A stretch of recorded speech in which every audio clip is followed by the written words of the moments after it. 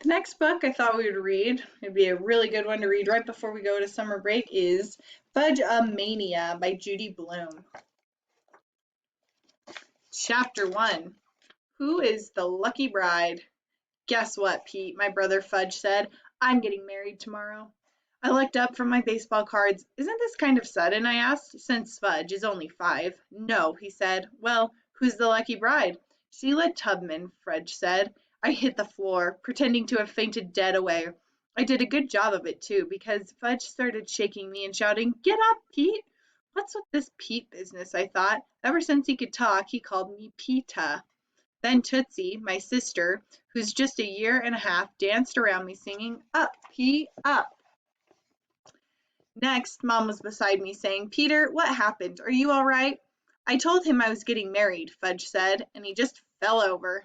I fell over when you told me who you were marrying, I said. Who are you marrying, Fudge? Mom asked, as if we were seriously discussing his wedding. Sheila Tubman, Fudge said. Don't say that name around me, I told him, or I'll faint again. Speaking of Sheila Tubman, Mom began, but I didn't want to hear her finish. You're making me feel very sick, I warned. Really, Peter, Mom said. Aren't you overdoing it? I clenched my stomach and moaned, but Mom went right on talking. Buzz Tubman is the one who got us about Buzz Tubman is the one who told us about that house in Maine. Maine spells Maine, Fudge sang. Mom looked at him but didn't even pause. And this house is right next to the place they've rented for their vacation, she told me. I'm missing something here, I said. What house? What vacation? Remember, we decided to go away for a few weeks in August. Yeah, so we got a great deal on a house in Maine, and the Tubmans are going to be next door. I couldn't believe this. Sheila Tubman, next door, for 2 whole weeks. 3, Mom said. I fell back flat on the floor. He did it again, Mom, Fudge said. He's just pretending, Mom told Fudge. He's just being very silly. So I don't have to marry Sheila Tubman tomorrow, Fudge said. I'll marry her in Maine. That makes more sense, Mom said. In Maine, you can have a nice wedding under the trees.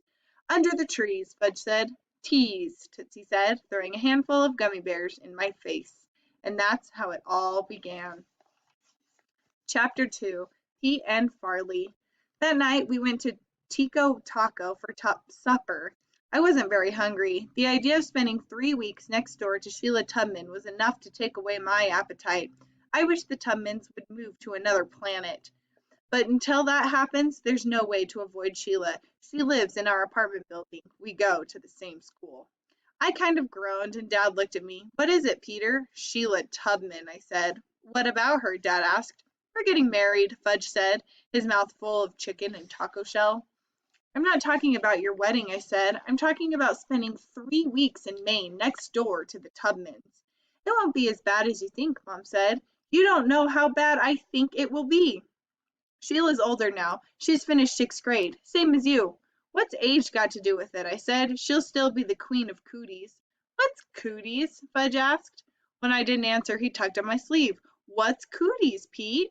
Since when am I Pete? I asked, shaking him off. Since today, he said. Well, I prefer Peter, if you don't mind. Pete is a better name for a big brother.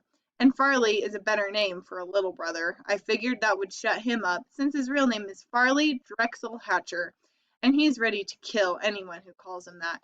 Don't call me Farley, he said. Then he really let go and yelled, I'm Fudge! The waiter, who heard him from across the room, came over to our table and said, Sorry, we don't have any tonight, but we do have some mud pie, which is almost the same thing. Dad had to explain that we weren't talking about dessert, and Mom added, We never eat dessert until we've finished our main course. Oh, the waiter said. But before he had a chance to walk away, Fudge looked at him and said, Do you have cooties? Cooties? The waiter asked. For dessert? He looked confused, especially when Tootsie banged her spoon against the tray of her baby seat and sang, Cootie, cootie.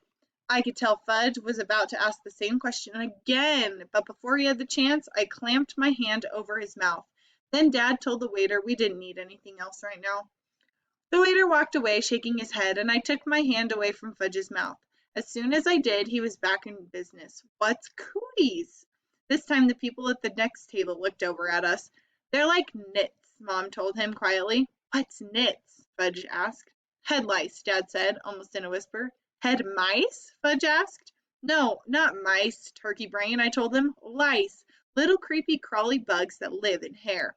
I snapped my finger in my I snapped my fingers in at his head the way Sheila Tubman used to do to me. Fudge yelled, I don't want creepy crawly bugs in my hair.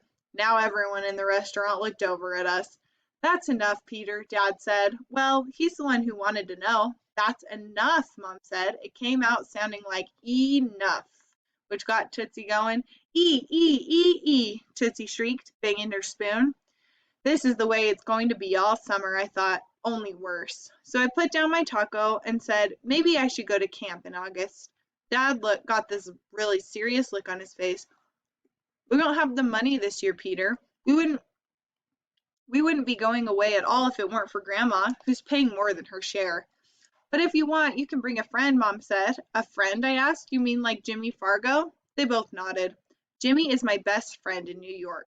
We've always wanted to spend the summer together. What about me? Fudge asked. Can I bring a friend too? I held my breath. You'll find a friend in Maine, Mom told him. Suppose I don't, Fudge asked. You're getting married, I reminded him. Does that mean I don't get a friend? Fudge asked. Of course not, Mom told him. I'm married and I have friends. Daddy's married and he has friends. What about Uncle Feather? I asked. Uncle Feather is Fudge's Mina bird. He's your friend, isn't he? I can't play with Uncle Feather, Fudge said. He's not that kind of friend. And I can't marry him either. If he was a girl bird, it would be different. People don't marry birds, I told him. Some people do. Name one, I said. The guy who's married to Big Bird on Sesame Street. Big Bird's not married, I said. That's how much you know, Fudge shouted. He learned to say that every time someone disagreed with him. It's a real conversation stopper. I give up, I said, going back to my taco, which was getting soggy. Up, Tootsie repeated, holding out her arms. Up, up, up. Dad lifted her out of her baby seat, and she squirmed until he put her down. Then she took off toddling through the restaurant, stopping at every table. Fudge scrambled off his chair and ran after her. Eating out with my family was not exactly relaxing. Here, girl, Fudge said, as if he were calling a dog. Here's something for you. He lured her back to our table and dropped some of his taco on her tray. Yum, he told her. Yum, yum, yum. Dad put Tootsie back in her seat. She stuffed the chicken pieces in her mouth. I always know what Tootsie wants, Fudge said. That's why I'm her favorite brother. Tootsie doesn't have favorites, Mom told him. She loves both of her brothers, but she loves me the best, Fudge said. Then he looked at me and laughed. When he did, half the food in his mouth wound up on my shirt. I called Jimmy Fargo as soon as we got home. I asked him to come to Maine with us. 3 weeks next door to Sheila Tubman? The houses are really far apart, I said. Nobody told me this, but I was hoping it was true. You won't even be able to see her house. There'll probably be a forest separating us. When he didn't say anything, I added, and don't forget, Sheila's scared of dogs, so we can get Turtle after her anytime she tries to give us trouble. Turtle is my dog. He's big enough to look scary, but he'd never hurt anyone. Lucky for us, Sheila doesn't know that. Jimmy laughed. Maybe I can come for a week. A week isn't long enough. Hey, Peter, no offense, but a week with your family can feel like a long time.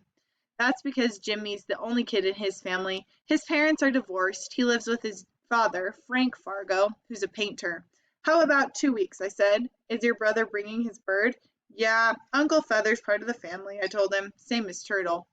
So it'll be your mother, your father, Fudge, Tootsie, Turtle, Uncle Feather, and you? Right, I said, and my grandmother's coming too. The one who taught you how to stand on your head? Yeah, Grandma Muriel is Mom's mother. She ran a gymnastics camp before she retired. You think she could teach me? Jimmy asked. Maybe, I said. I'll talk to my father, Jimmy said. I'll let you know tomorrow.